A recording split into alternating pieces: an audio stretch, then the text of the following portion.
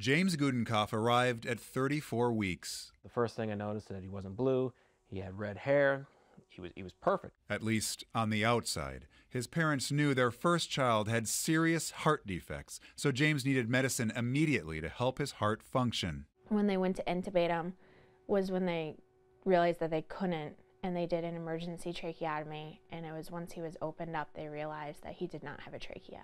The trachea is the windpipe. It gets air to the lungs. A doctor at Mercy delivered the heart-wrenching news. James could live without a trachea for a few minutes or a few hours, but nothing could be done. You never hear those words, and so you heard it, it just kind of, you just don't know how to react. I just remember holding him and looking at him and crying. And, he looked so perfect on the outside.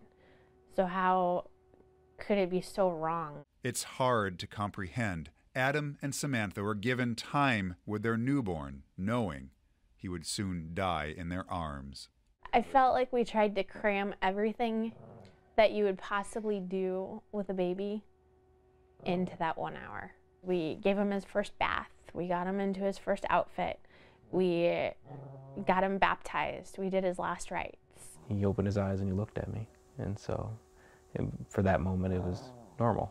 James eventually stopped breathing, but Samantha didn't want him to go to the morgue, so they kept James with them in the room. We were blessed that we got the 24 hours with him.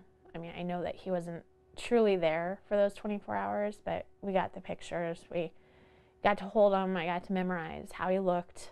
Today, they have irreplaceable images of James. And Kate, an excitable little sister who knows Big Brother only through pictures. Yeah.